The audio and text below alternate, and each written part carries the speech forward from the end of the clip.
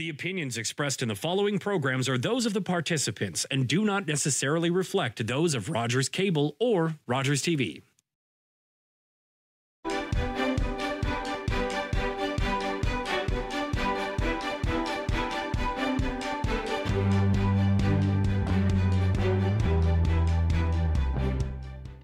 Hi, and welcome to Politically Speaking. I'm David Shearman. My guests today are Warden Brian Milne of Grey County, who is also the mayor of Southgate, but today he's got his warden's hat on, and Kevin McNabb, who's Director of Paramedic Services, Chief of my notes say Chief Kevin McNabb. Is that the right title, Kevin? Well, actually, I like Kevin and director, chief, but whatever works. Director's good, actually. Main guy. The main guy. Yeah. And you've got your uniform on today. We talked about that just before we started, and you can't. Let's say paramedics are flashy dressers. Yes. Well, you definitely know we're around, anyways. So. You to tell you the truth, it helps identify us as in the community for people to reach out for help. Yeah. And it's totally irrelevant to what we're going to talk about, but that shade of lime green or whatever that's on your jacket, you see that more and more in terms of emergency services on ambulances and I know in Grey County ambulances. And I noticed that even the city of Barrie has redone their police cruisers in a yellow and blue or lime, whatever it is, fluorescent and blue coloring. Is there any significance to those colors? Well, there's two separate issues here. One is the personal public safety is around the Class 2, Level 2 certification. Is that this reflective strip has to be followed behind by like a color of bright green, bright red, or bright orange to meet the Class 2, Level 2 CSA standard. On vehicles, it's really about evidence around reflectivity being more visible. At one time, ambulances were all white, which doesn't really work well in a snowstorm and at night. And all that of the decaling we have on there now is full of reflexite, so it actually reflects, and it actually is a bright color to help with visibility. Even down to the back of the vehicle, the arrows actually point away from the vehicle to push people out as opposed to in. So they see that, it'll hopefully get them to go away from the vehicle. In other words, notice us, keep away. Yeah. But although, since we started working on the street with our SOS program, I hear this color actually has street credit, which actually is probably just as important for people to trust. And street credit to me is everything. Yes, because where I work in Durham, we happen to be the host for the SOS program. And all you got to do is park the vehicle, either the pickup truck or an ambulance, it doesn't matter which it is, in where it's visible. And people know, people come. It's a sign of trust that, hey, these people are here to help. Yeah, actually, paramedicine is the trusted position in Canada, number one. Yeah. A little bit more than politicians, perhaps, Brian. Careful. Come on now. Brian is one of our greatest friends. Always honest with us. Absolutely. Kevin and his team do a tremendous job for the county. I can't say enough about them. They do a great job, and you know what? It is very important to have that relationship in the community. And Kevin and again his team have worked very hard to make that team be a source of help and a trusted help, and that is very important. Very important. Well, Kevin, let's go into some of the headlines actually out of the last county council meeting. You were talking about or presented, I believe, the response times, and it's numbers, but things look you do seem to respond quite well as a county medical service. Yeah, when you look at delivery of this service to our public, it's really around quality patient care and response times for life-threatening critical emergencies and getting there as quickly as possible. So in 2023, we met all response time targets, which is broken down into sudden cardiac arrest, and then also CTAS. It's a triage acuity scale of CTAS 1 through 5. So we met all those targets for 2023, which is a very positive thing in the setting of our call volume was a bit more than it was the year before, not as much as some of our predictions, but it's just under 1% more than what was the year before. So in other words, the numbers look very good. Yeah, across the county, we're meeting all our targets, which is a really good thing. And to mention that, though, we are investing in the system to improve upon those response times and maintain them, not just in our core areas, but across the rural areas as well. Yes, and it's. I noticed that you're going to be buying some flashy machines, some new ambulances as well. Yeah, we're on a regular replacement schedule for our ambulances. We currently have 15 ambulances in our fleet, and they're replaced every 6 years. But with the deployment enhancements, we'll be adding just over 6 shifts over the next 10 years. So with that, we'll have to add additional vehicles. So with this year's purchase of adding 3 for the expansion, plus our regular order of ambulances for replacement, the total on order, partially because of the backlog, we'll have 11 on order, which is something What's we've the never delivery seen time before. of an ambulance these days? Pardon me? What's the delivery time? It's 20 to 24 months. So you order now, you're not going to get it until 2026. Yes, and that's one thing that we're thankful for the support of senior management and council, is that we're trying to order a year ahead. Like last year, we ordered our regular replacement ambulances for last year and this year. And then we've also got permission now to order next year's ambulances. Plus, we had to order for the enhancement once that was approved through budget. So we're trying to get ahead of it. We used to be able to go to council for approval after the budget, roughly February, and we'd receive an ambulance anywhere between August and October. But now it's, again, 20 to 24 months.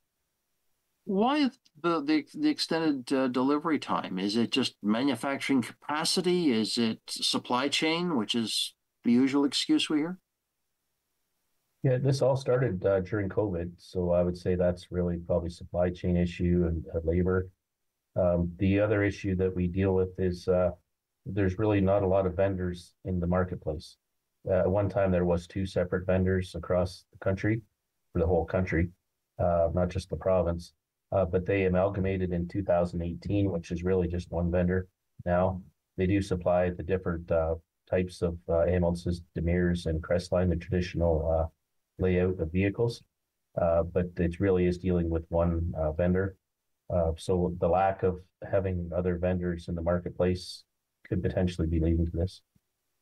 So it's not like we can go into I can go out onto Sunset Strip here and find half a dozen car dealers. You've only got one choice for your ambulances. Yes, one choice with a very strict vehicle standard that has to require multiple. I would say it would take quite some time for the testing to be able to become a vendor. So yeah, it definitely pressures us not having more vendors in the marketplace, whether it be price or delivery dates. Sure. Now, do they all have a standardized truck frame that they use? It looks like they are using GM right now. They use a Ford or GM chassis. Some places use a Mercedes chassis. Depend upon, I guess, Freightliner is the same. The box in the back, typically the Crestline Demirs looks somewhat different, but it's the same components in the back. Mm-hmm. I was going to say, David, I like to tease Kevin a little bit because I'm a Ford guy, so I like to tease him. It amazes me that they can keep those GMs going as long as they do, which is, it's a testament to the mechanics that we have in the TAPS department. But it just amazes me that they keep a GM on the road that long. Well, look, Brian, you're at least it's not a John Deere. Fair point. Okay. Although, given the color of Kevin's coat, we're not far off, right? But no, fair point. A few shades of green. Yes. Oh, yes. Whenever I get a chance to say that about being a part of the county and being a part, having the maintenance crew work on our vehicles. Like, we are so fortunate to have the mechanics that we do to work on our trucks. They take pride in that truck, and they take pride in having it run and be reliable. They do things that wouldn't happen just anywhere. I went in one day and they were spraying the wires underneath with Crown with a can. You know what I mean? You see stuff like that. That doesn't need to get done, but it gets done because of, you know, making sure that they're well taken care of. Yep. And let's be honest, you don't want to have to slow down an emergency response time because you've got a battery that's gone on the ambulance. Yeah, there's a leak in the brake line or something that most consumers would just say, okay, call CAA. Doesn't work that way. Well, our thought process is no failures. We shoot for 100%. We know that that's not achievable all the time, but our goal is 100% no failures. Yeah. Well, and most of that is pride in by the mechanics who take care of the equipment, as well as pride for the paramedics, but certainly pride for the mechanics to make sure that you've got to, when you get the call to go, it goes. Right. Yeah. Now, let's go into the weeds a little bit. An average ambulance, okay, it's a truck with a box, but there's specialized equipment in the back. Do you order that from the manufacturer, or do you add it yourselves? The one thing we do include is the power load unit. So that's the unit that loads the stretcher and locks the stretcher in place. Even that alone, that product, when we first started buying that, was $25,000. Now it's $42,000. But the increases we've seen in this equipment that go into that is included in the purchase price. But then you have a power stretcher on top of that, which is just over $30,000. Cardiac monitor, that's around $30,000. There's a lot of expensive equipment in the back of that truck that's not even included in those prices. Yeah, I mean, if you watch any police drama or any healthcare drama, and you see an ambulance loading or unloading, you can see those yellow stretchers and zip, zip, in they go. And you're telling me that that's just south of $100,000 for that combination? Yeah, the stretcher will be just over 30 and the power load will be 42, so just around 75,000. My goodness. It makes a big difference, though, for safety, for loading in and out of the patient. It makes a big issue, like as far as backs and shoulders and injuries. It prevents those injuries, significant reduction in that.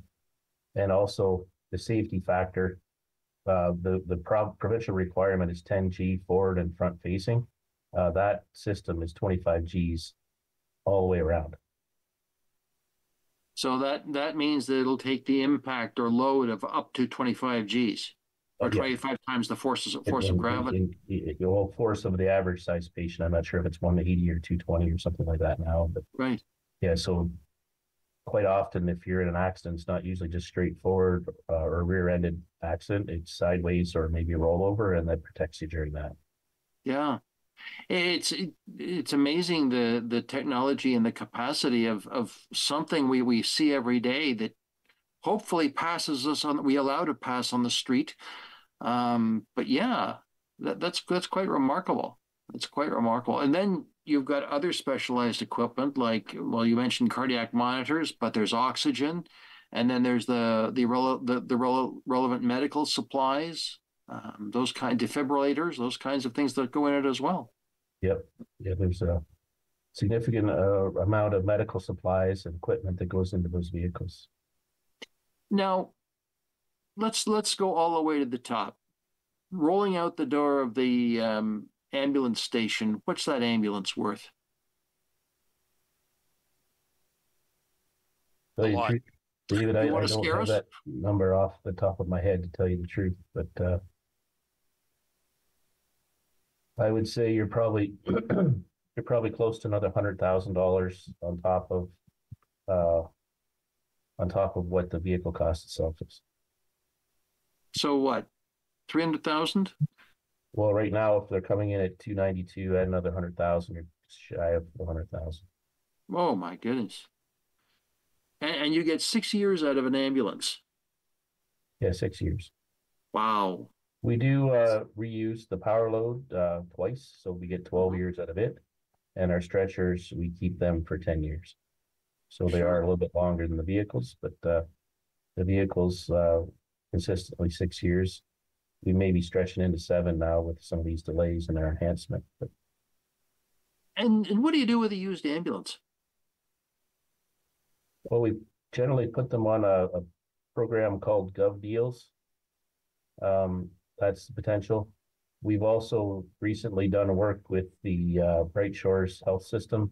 We've sold them our ambulances so they can use those for the transfer service.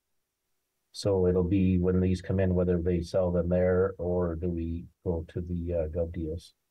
Sure. So basically, Gov Deals is a form of vehicle auction or government surplus auction where people can bid on them.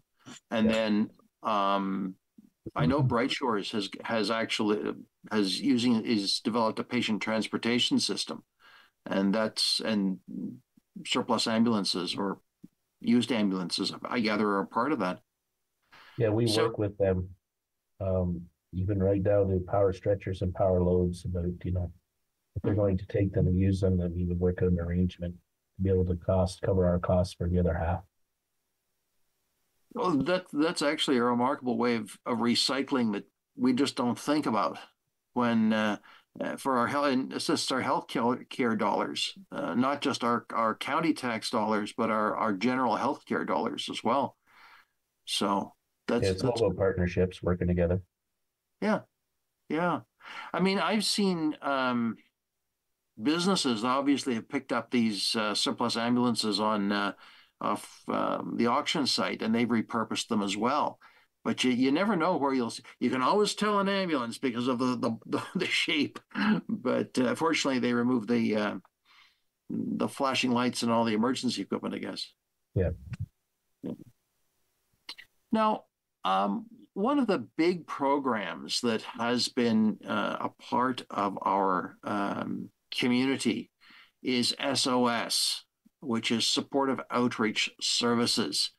And this is actually a really interesting partnership program. But the paramedics have been a key partner, a key participant in that. Yes, that's correct. Grey County has really helped move this forward. So paramedic services working with partners in Bright Shores Health System, CMHA, United Way, Grey Bruce Public Health, developing this mobile team that goes out into the community, that works with community members that are homeless, precariously housed, that have mental health and addictions problems.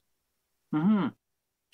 And it's a different model than we're used to seeing. This isn't you responding; it is the team being proactive in the community. Yeah, it's outreach at its greatest. That the team goes out and they actively seek out people needing help, and and deliver help to them in a meaningful way, and building those relationships that maybe have been damaged in the past. We're really what we call a no barrier access, that we meet people where they're at and trying to meet their goals to hopefully they have a better day. And what's really interesting is when I have talked to staff, is that they recognize they're not going to fix everybody today, but they keep the door open. And when they're ready, and when they're ready to take the next step, whatever that may be, they're there. Yeah, people with addictions, they have to be ready to make the change, the choice themselves. But there is harm reduction techniques that we can do in the meantime to keep them alive and build those relationships so we can have a better day. So that's just as meaningful. Our number one goal, we see it when we walk out that door with that team, is to save lives. And in the setting of opioid overdoses, that's exactly what we're doing.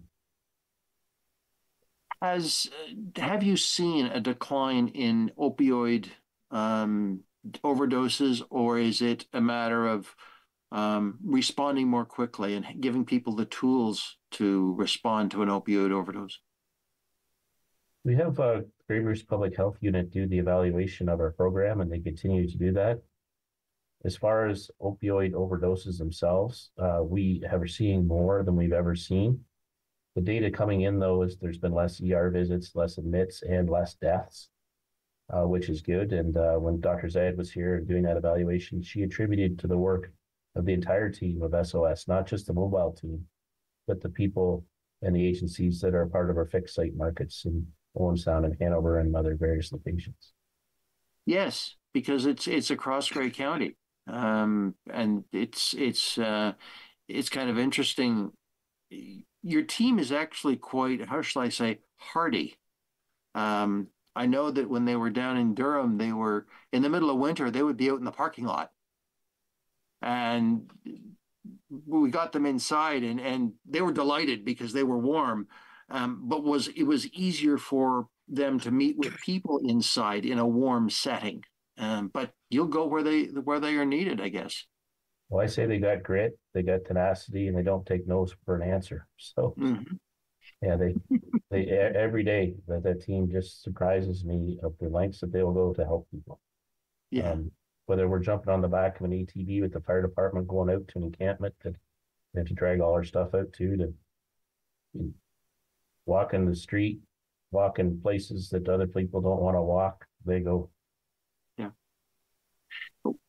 I guess over the winter in the last couple of months, especially, there's been an uptick in overdoses, and here too. I remember seeing the situation in Belleville, where they had something like 13 overdoses in the matter of an hour, and we're not seeing that kind of level of crisis, are we? Not 13 an hour, but we do have multiple in a day sometimes. We do have mechanisms in place for alerts. Every opioid call that happens comes to my phone and a few other people's phones, and also the public health. So we know everything that happens in the community around opioid overdoses. And you see these alerts that happen, that's real-time data. It's happening in the minute. And we know about it. And we're getting information out as quickly as we can. Sure. And the drugs are changing. I was reading something in the paper this morning, digital version of the paper, where there are drugs now in adulterated drugs on the street that people have never seen before. They were considered experimental, never certified back in the 1950s and 60s, but somebody's got them going, and they're appearing in adulterated drugs, and they're killing people. Yeah, we're seeing more tranquilizers, stuff that we've never seen before. The big one right now being xylazine. The issue with xylazine is that our antagonist, which is naloxone, doesn't work. So you can reverse the opioid overdose, but you can't reverse the xylazine. So they will be still sedated. So that's the risk if people don't call 911. They may be able to reverse the opioid, but they may not be able to reverse the xylazine or any other methamphetamine. There's all kinds of them now coming up that are very strong and very potent.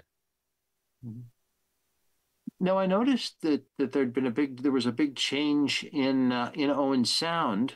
I happened to be interviewing Mayor Boddy earlier in the season, and he was at in the atrium at City Hall, and it happened to be the Wednesday that the SOS team was at the farmers market, and we could see them. It was kind of interesting. We were talking a little bit about it, but we could see the SOS team in that area, but they've moved. Yep. We thank Owen Sound. Like it was just an excellent spot being at the market. It's accessible. It's downtown. The only issue there was it was just cold in the summer, in the winter, warm, hot in the summer. And again, not that's anything to pale in the face of what our clients suffer from, but when you're delivering care. The other thing that we didn't have was a private space for health assessment or counseling. So when O'Share remodeled their location, it came as a suggestion from them about moving our market there. And it was like a Christmas gift, to tell you the truth, to be able to have that meal on site and have people be able to congregate and spend time adequate washroom facilities. And then we also have room for everybody that attends the market, all our community providers. But we also now have a separate room that we can do health assessments and counseling in. And by the donation of the Owen Sound Family Health Team, we actually have a hospital bed, a medical assessment bed, and all the stuff that goes with it. So we create like a little clinic room for our nurse practitioner, and hopefully soon have a physician with us as well. Oh, really? That's interesting. Is this will be an expansion of the program to include a physician? It won't be an expansion of our program. It'll be an expansion of offering care of like local care, being able to provide it there. Mm-hmm. Through the FHT or through the hospital? Through local physicians, yeah. Oh, good. Well, it'll be interesting to see because healthcare in the marginalized populations in our area is so important because they don't have doctors, and with the in other parts of Grey County where we're seeing closure of emergency units, it's important. Yeah, and I think the typical bricks and mortar of a hospital doesn't work for the population of this community that we work with. You really have to be available and be there for them, meet them where they're at. Yeah, very true. Very true. Now, the other thing that I wanted to touch on is you're in the early stages of a new paramedic base in West Grey. Yep, Durham is rescheduled to be built. It was 2025, but we moved up to 2024 to help with their enhancement plan. And so that base, we're working on it right now, have the land, working on securing it, putting the plans together to go to tender for the build. Hopefully they'll start here soon. Good. Well, I'm familiar with the property. It's a big chunk of vacant land, and I think they're putting a new police station in there as well, if I'm not mistaken. Yeah, we'll be beside them, yeah, which is really good. We work really well with the police, and it's nice to be in the same area as them. Oh, and there's a very nice restaurant right across the street. There is, yep. I eat lunch there on a regular basis. Country Corner Restaurant. They got a free plug. I won't get a free lunch out of that. But, they'll have to expand if the paramedics start eating there. Yeah, it's a good spot to eat. I've been there myself. I'm a Durham boy, so I know. Oh well, Kevin knows all the haunts in West Grey. and a few other places. I'm absolutely sure. Absolutely sure. We're not going there today. Right. So when again is the completion date for the West Grey station?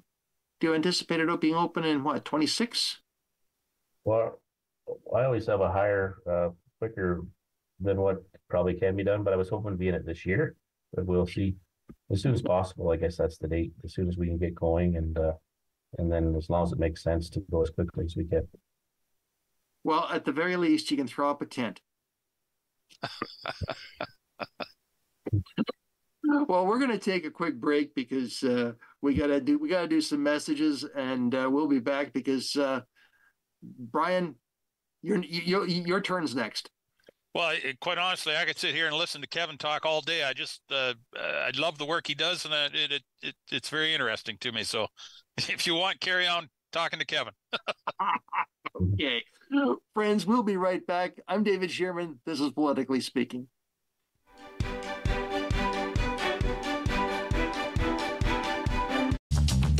This program is brought to you by Ignite TV.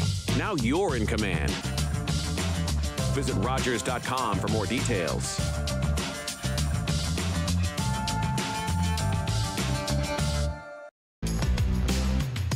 This is Rogers TV. My name is Matthew Rutledge. I'm a 60 scoop survivor, born in Red Lake. Was adopted from there to Toronto at the age of 4. A lot of our brothers and sisters, family members got separated from each other. That was the government's goal, to break that connection from brothers and sisters. Basically taking the Indian out of the child. Right now, they're still trying to find themselves. Originally, my birth name is Harvey Halverson. In my high school days, teens, I was trying to fit into society. I knew I was First Nations, but I didn't know who I was inside. I think later in life, I started that journey. I am proud, Anishinaabe man, of who I am now. I love life, who I am. Every year, dozens of Canadians are killed or seriously injured because they take risks around railway tracks. Talk to your loved ones about rail safety. Visit stoptracktragedies.ca.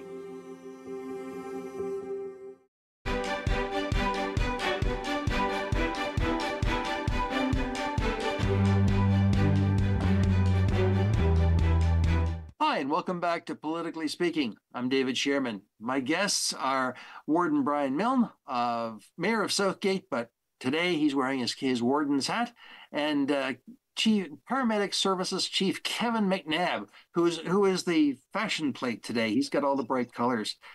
So, anyway, welcome back to you both. Well, great to be here. Let's switch things up a little bit. Brian, you and I have talked quite a bit about transportation in Grey County, and the county was forced to make some cuts to the mass transit system that had been so carefully built up because the province decided not to continue funding. But hey, it looks like South Bruce Peninsula has stepped up to, and Bruce County have stepped up to resume the bus from Owen Sound to Wiarton. Yeah, and good for them for doing that. Transportation in general, and specifically the bus services over the years has not been a big revenue generator. That's for sure. It's been a net expense. You're correct. The province did fund, or initially funded, a big chunk of what we're doing, both here in Grey and on our borders. But there was no inflationary increase for that over the years. So more and more, the county's been asked to put more and more money into it to keep it going. And so this year we had to make some tough choices.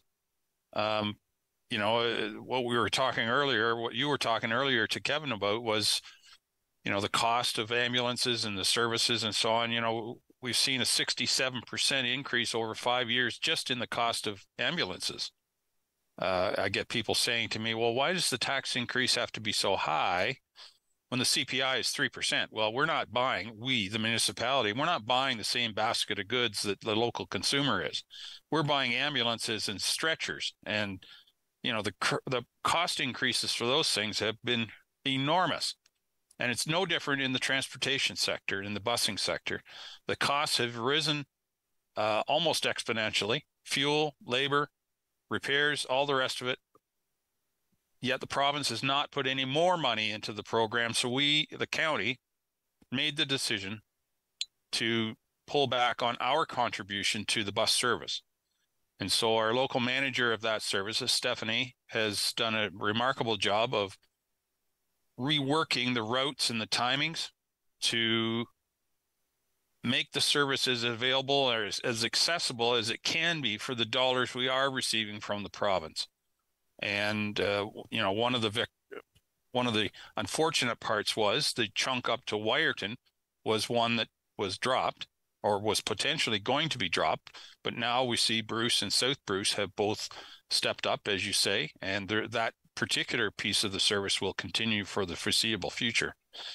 But it's frustrating because that service, and I get it, people see, well, we see the bus going up and down the highway and there's not a lot of people on it.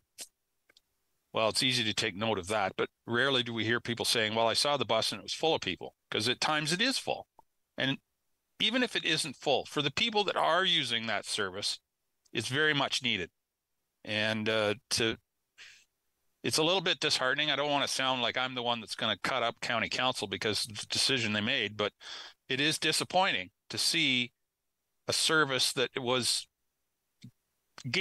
making ground to better cover the costs, get pulled back. And it's frustrating. I'll leave it at that. There have been conversations or rumors of conversations involving other expansions of transportation, things like using the model used over in Simcoe County, using Uber and Lyft. Any word on any of those conversations, or are they sort of dependent upon other things?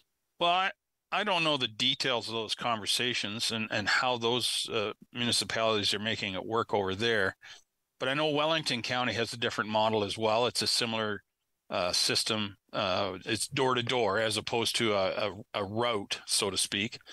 But the thing with Uber, to pick one, is that they need a certain number of people to make the service viable.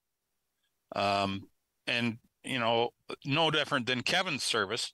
Here in Grey County, we have a preponderance of geography and not a lot of people, or the people are concentrated in, you know, a handful of places.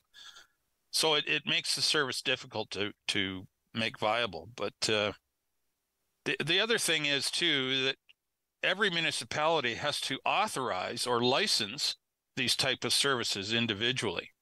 And they're not Uber or Lyft or any of the others. They're not interested in trying to run a service where the license may or may not be in the adjoining wherever they're going. And so I think we're starting to hear some push that the province needs to do very similar to what they did to the tow truck industry. They will take on the licensing and authorizing of that service right across the province. So the rules are the same in Tobermory as they are in Timbuktu. So we'll see where that goes. But at this point, they're not interested in coming to Grey County. That's really interesting. I hadn't heard that model before, but it makes sense, similar to the tow truck industry, of licensing province-wide. One jurisdiction, one government to deal with, one common set of rules, one set of standards. Yeah. No, it makes a lot of sense. Mm-hmm. Very interesting. Very interesting. Well, we shall see. I'm sure that transportation will always be one of those common things we'll keep talking about. Yeah. Well, we've been talking about it for a lot of years. I mean, you go back to old Grey Coach days. I mean, Mm-hmm. It was the same thing then, right? Not enough people, too much geography, and they were losing money. So they, you know, Greyhound tried to make a run of it, and it didn't work for them either. So, yeah. Anyway, we'll see. And I know that the Ghost system between Owen Sound and Guelph is also been taken over or being taken over by a private operator who is expanding into. I had a sense of deja vu when I heard the proposal. That it's basically reviving the old Grey Coach and Greyhound routes. Yep. No, that's true. And the other thing too is the GTR system. The fare is $5 to go any length of distance on the system, and that makes the system pretty accessible to a huge amount of people. If you start shoving that rate up, it starts to bring the ridership down. And where's the sweet spot? Nobody's really found it yet to make it viable, but there's got to be a spot there somewhere where it becomes viable. Sure. Now let's move on to another issue I've seen in the headlines recently. West Grey's got an issue with ATVs, but it's on county property. What do you do? Yeah. What's that all about? Well, the Klondike property up just northwest of Markdale in West Grey, it's a county forest, and there are a lot of trails through that county forest, but none of them are designed or authorized for motorized vehicles. But there's also some unopened road allowances very close to that tract, actually run through the middle of the tract, And the ATVers, the motorized vehicles, they take the opportunity to run off of the unopened road allowance, and they get into our trails and they make a bit of a mess in there. And so it makes it very difficult to construct and maintain, for instance, cross-country ski trails.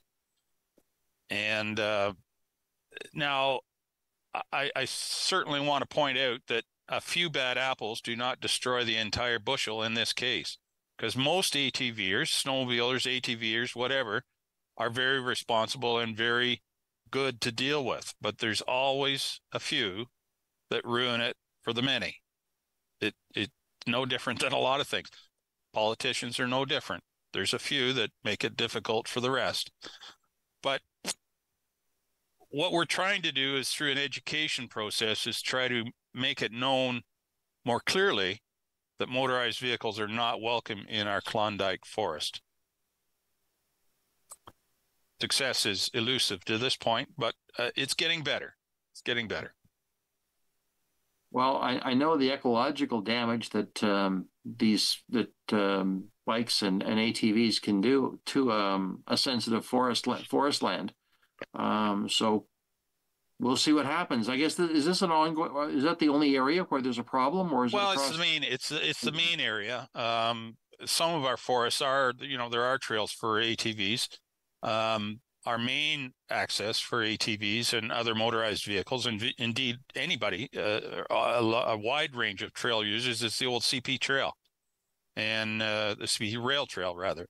And we put a lot of time and effort and money into maintaining that trail for everybody's use. And so we'd much rather see the motorized vehicles on that trail because it's designed to work for with those riders. So yeah, it's an ongoing issue, like a lot of ongoing issues, but it's getting better. Good.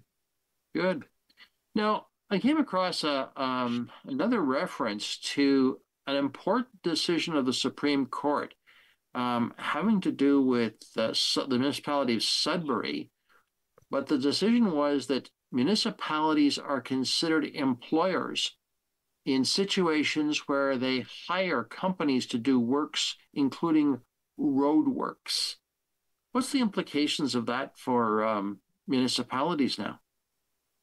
Well, not being a lawyer, of course, but what it strikes me is if somebody's looking for a easy mark for the liability for any of these large construction projects.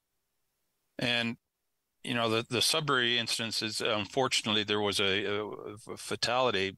One of the contractor employees hit a pedestrian, and there was a fatality. So unfortunately, the Supreme Court said that just because you subcontracted to another or to a contractor, the municipality under the Health and Safety Act is considered the employer. So ultimately, the employer, in this case the municipality, is responsible for the health and safety of anyone on that job site. In other words, we can't farm it out to a contractor. We have to retain that. So that means not only do we assume the liability for the contractor, we also, in good conscience, must now have some county staff on site constantly to make sure things are on the up and up. Because otherwise, that just pours more liability onto the municipality. And golly, that makes it hard, makes it expensive.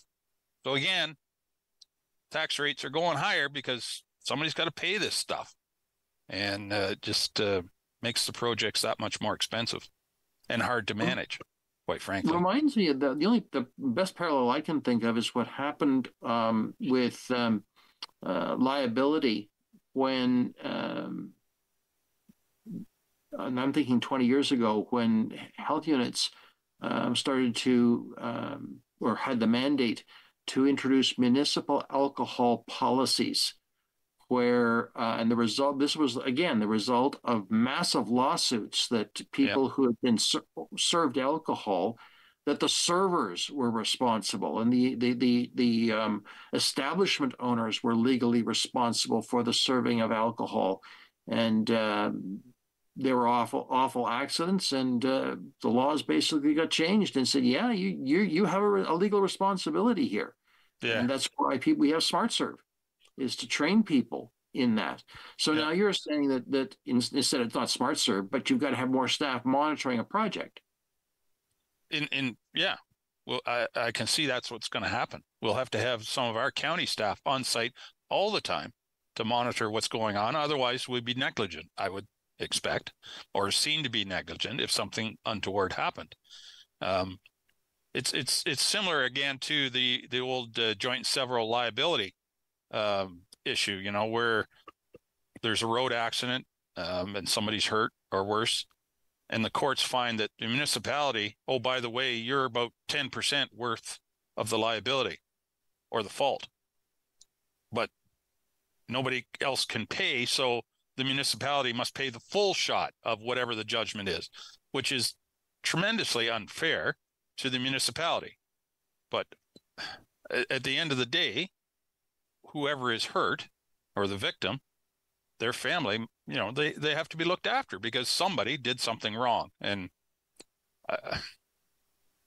municipalities are seen to have the deep pockets, so we get hung with the costs. Well, I'm told, the image I've been told in these situations is when somebody starts to sue, they sue everybody in sight and see who, and then you end up who's got either the deepest pockets or the best lawyers. That's right. Yes, unfortunately. I don't mean to be cynical about it, and I don't mean to make fun of it, but often that is the case. True enough. And as you're right, there is responsibility here. You can't avoid that. This is a kind of a weedy question, but I'll ask it anyway. In the municipal insurance field, is it a competitive field, or are there only a few providers, or is it locked up with one provider? I would say that the vast majority of municipalities have very little, if any, choice. There's basically one company left in the municipal insurance field. And they do a good job. Don't get me wrong. They got to make money too. That's their business.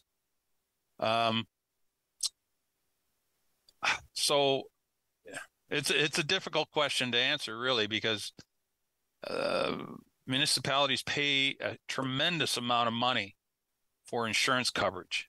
And some have started to try to self-insure, but that's a dangerous game to get into too, especially for smaller municipalities. But it's not, as you questioned, it's not a competitive market necessarily. It's not like the situation, if I don't like my car insurance premium, I can go shopping for another insurer. No. You're really tied to really only one company in the market. Pretty well. Yep. Yeah. So like I said, they're great to work with. They're a good company to work with. They have good staff, a good representative. They try to do a good job, and they try to help municipalities that have, a difficult history of liability and mistakes. But at the end of the day, they have to cover their losses. So, the rates are what the rates are. Sure. Well, it helps to understand why our taxes are the way they are, and it's just you have to pay the insurer.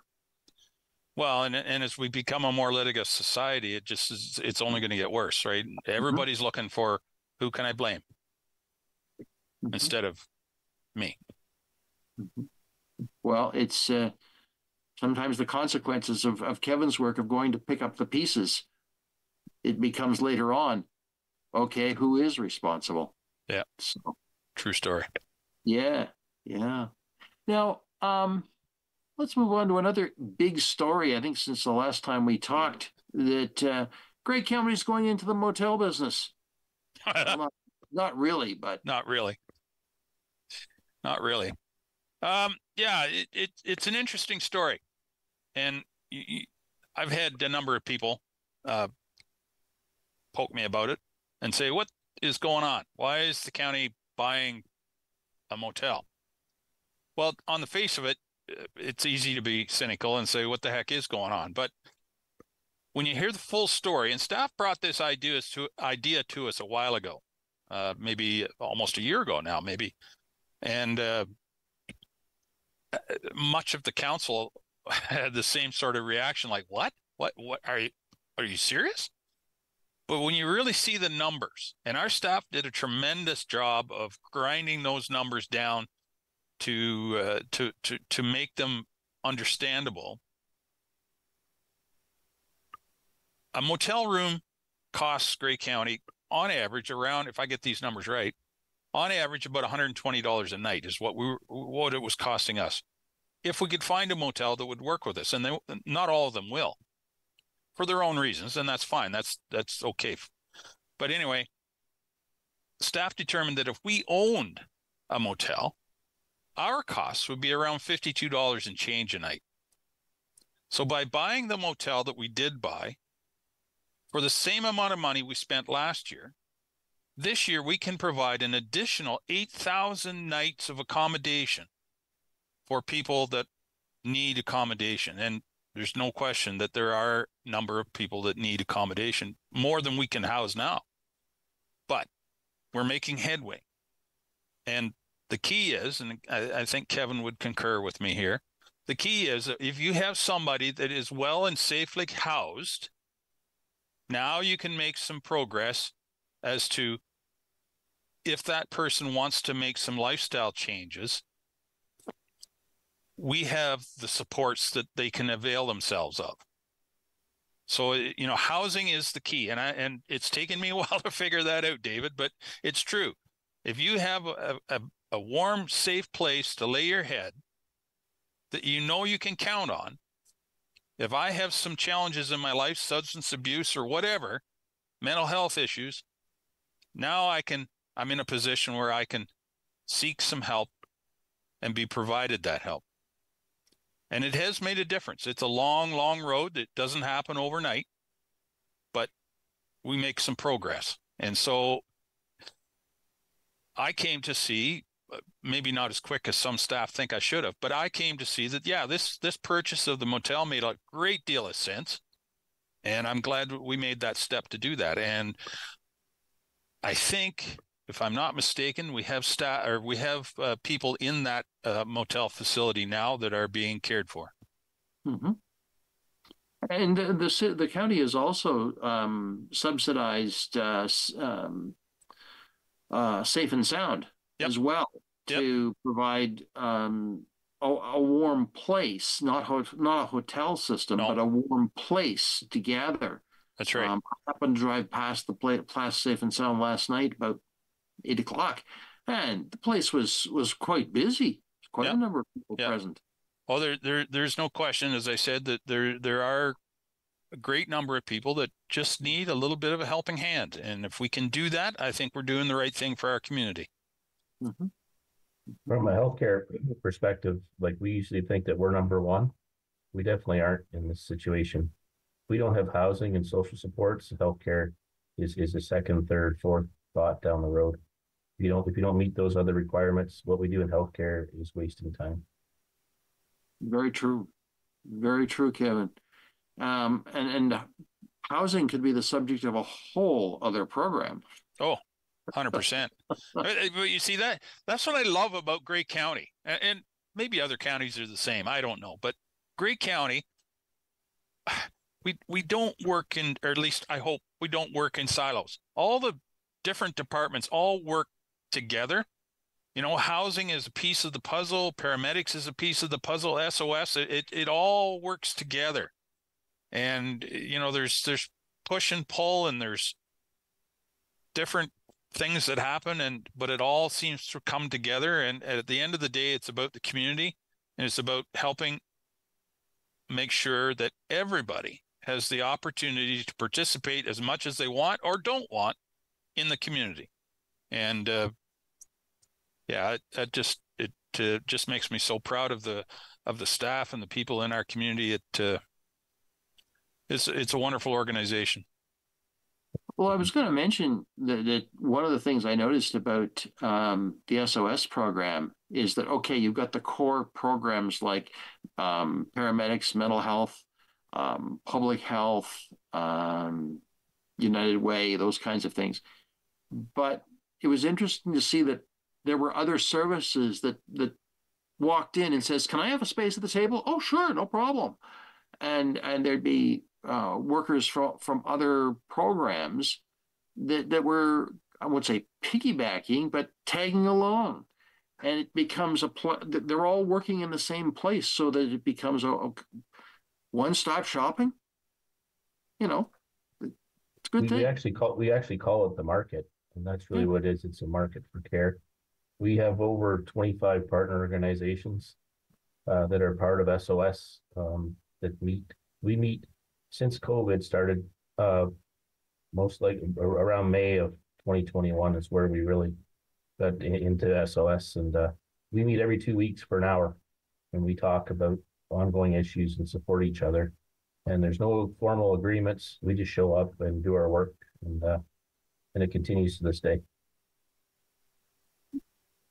Yeah, and you're describing what I have heard described in my governance days with Hope Gray Bruce as the Gray Bruce solution. And it drives the bureaucrats in Toronto nuts, and I was told that to my face, but it works. And part of it is that people know each other and trust each other, but it's also that they all are there for the same purpose, to help people. It's all about relationships. Like, I don't have to know everything. I generally know somebody that knows what I need to know, and I reach out to them and have confidence they'll help me. And just like if they need help, I'll help them. And that's the way it works. Yeah. And it works very well. It does. It works very well. And kudos to you, Kevin, and the program for the work you do. It's making a difference in people's lives. And that's what really matters. That's what really matters. And I'll add that I'll give some kudos to the county council as well, because ultimately they're the ones that have to bear the responsibility of whatever decisions we make. And I firmly believe that the council trusts our staff and are very supportive of the work they're doing, because they understand that it is about the community. And it's about making sure that, as I said, everybody has the ability to participate as much or as little as they want in the community. And having the staff like Kevin and his team and others, boy, it really does make it, I don't want to say easy, but it makes it nice to make an impact. Okay. And with that, thank you both. Director of Paramedic Services, Kevin McNabb, Warden Brian Milne, both of Grey County. A pleasure to have the both of you on Politically Speaking and to get an update on some of the issues and some important things that are happening here in Grey County. So thank you. And thank you, friends, for being a part of Politically Speaking. I'm David Shearman. We will talk again.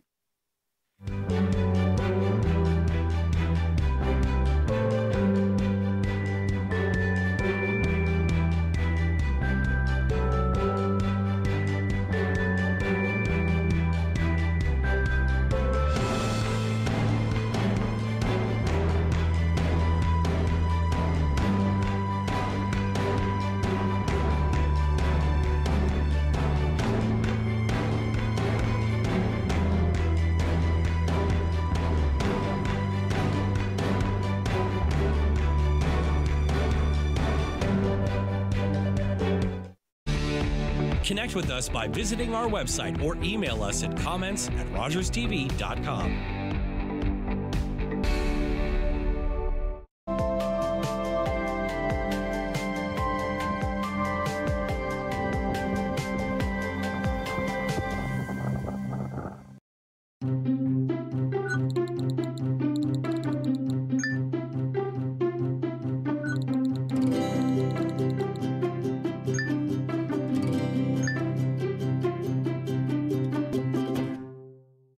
Was that 4 or 5? He's lost count and still thinks he can drive. Do you think he knows that when he is caught and charged with impaired driving, he'll lose his life